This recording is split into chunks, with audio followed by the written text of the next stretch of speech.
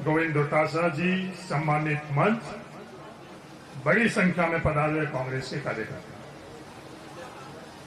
आज से 10 साल पहले नरेंद्र मोदी जी बहुत लंबे चौड़े अपनी भाषणों में जिक्र करा करते थे कि विदेशी धन जो देश से बाहर गया हुआ है वह देश में लेकर आएंगे और 15-15 लाख रुपए में हर परिवार को देंगे, न खाएंगे न खाने देंगे। तो पिछले 10 वर्षों के अंदर इस देश के अंदर, देश की सरकार के अंदर अगर दुनिया में सबसे ज्यादा कहीं भ्रष्टाचार हुआ है तो भारत में। तो अलग बात है कि जिन संस्थाओं की जिम्मेवारी है इन भ्रष्टाचार जो हुआ है उसको उजागर कर उनके खिलाफ कार्रवाई करनी, वो संस्थाएं भी इसके अंदर लिप्त हो चुकी। देश में क्या हालात, हर क्षेत्र के अंदर एकाधिकार बनाने का प्रयास किया जा रहा है और सिर्फ 2 उद्योगपति जिनका नाम जब लेते हैं संसद के अंदर तो भारतीय जनता पार्टी के तमाम मंत्री और सांसदों को बहुत तकलीफ होती है। और आसन से भी ये बोला जाता है पुराने कितने रिकॉर्ड इस संसद के अंदर कोई देखना चाहे तो देख ले। कई दफे उस वक्त पूंजीपतियों के संदर्भ के अंदर इस बात का उल्लेख होता था, टाटा और बिरला। कभी भी किसी संसद ने उसकी आपत्ति नहीं करी।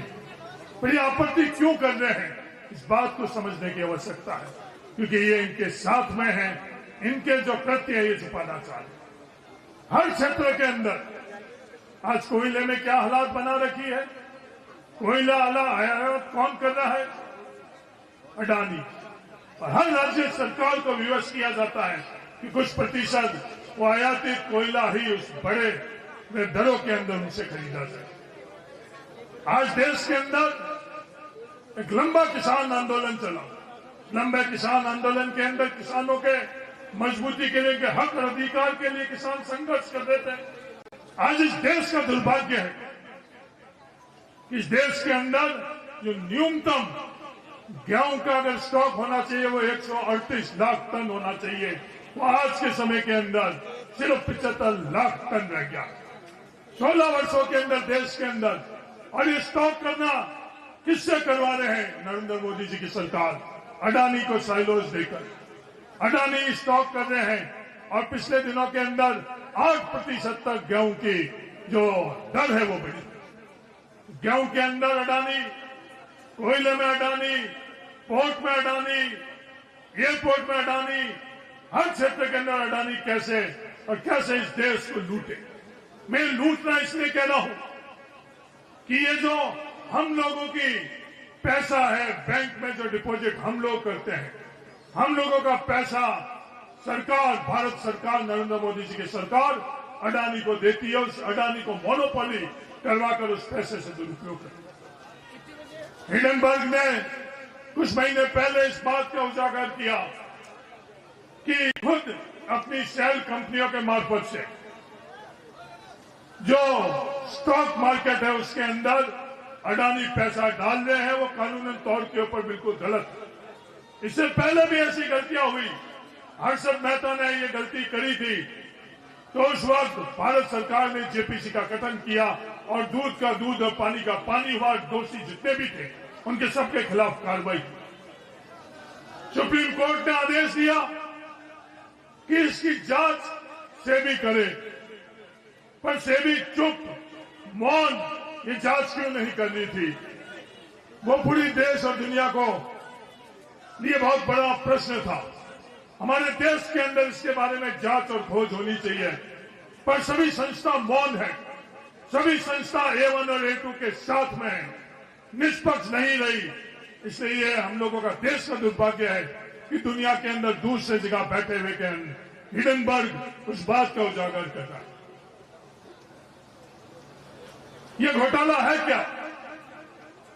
जो बाहर जो शेल कंपनी है, जो अवैध कंपनी है, जिनमें काला धन रखा जाता है, वो खुद कंपनी का मालिक और कोई नहीं है, गौतम अडानी का भाई है। और उस कंपनी के अंदर और किसी का पैसा नहीं है। सेबी के चेयरमैन का खुद का माधवी भुज और उसके पति का पैसा लगा हुआ है और उसी पैसे से वो अडानी के स्टॉक, इस स्टॉक मार्केट के अंदर स्पेकुलेशन करते हैं। जो स्टॉक की कीमत होनी चाहिए उससे कई गुना ज्यादा वो स्टॉक की कीमत आगे बढ़ाई रहे हैं, और उसमें आखिर में नुकसान किसका होगा? उसमें आखिर नुकसान देश का होगा। उन तमाम जो स्टॉक मार्केट के अंदर जो खातेधारक है उन सब लोगों का होगा। तो आज इस देश की अर्थव्यवस्था के खातिर आज वो बहुत बड़ा भ्रम फैला रहे हैं कि देश की आर्थिक ताकत को कमजोर करने के लिए ये विवाद किया जा रहा। नहीं, देश की आर्थिक ताकत को मजबूत करने के लिए, उस आधार को मजबूत करने के लिए, दूध का दूध पानी का पानी करने के लिए जिसने भी गलत कृत्य किए हैं, चाहे आज सरकार खुद की मदद से किया हो, उनके खिलाफ अगर कोई से हम लोगों को न्याय मिल सकता है, देश को न्याय मिल सकता है, वो जेपीसी के माध्यम से न्याय मिल सकता है। और डरो मत, राहुल गांधी जी जो बात कर रहे हैं वो भारतीय जनता पार्टी की सरकार पर लागू होगी। 2G के संदर्भ में इसी तरह की मांग विपक्ष और देश के अंदर उठी तो उस समय की तत्कालीन सरकार मनमोहन सिंह जी ने वो केस दर्ज करा। उसके ऊपर सियासत भारतीय जनता पार्टी विपक्ष ने बहुत करी। फिर आखिर में क्या हुआ? किसी भी प्रकार का भ्रष्टाचार नहीं दिखा।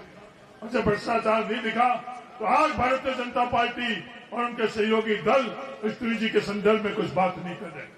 अगर कुछ गलती नहीं है तो डरो मत भारतीय जनता पार्टी, नरेंद्र मोदी जी।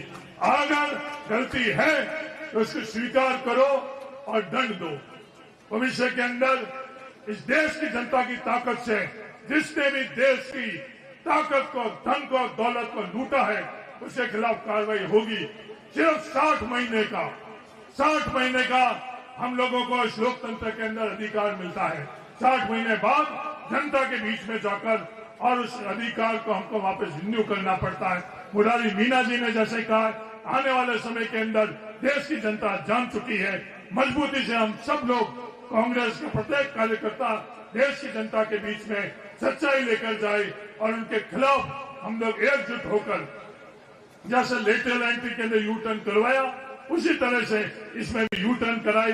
ये आह्वान करने के लिए आज देश के हर राज्य के अंदर ये धरना दिया जा रहा है।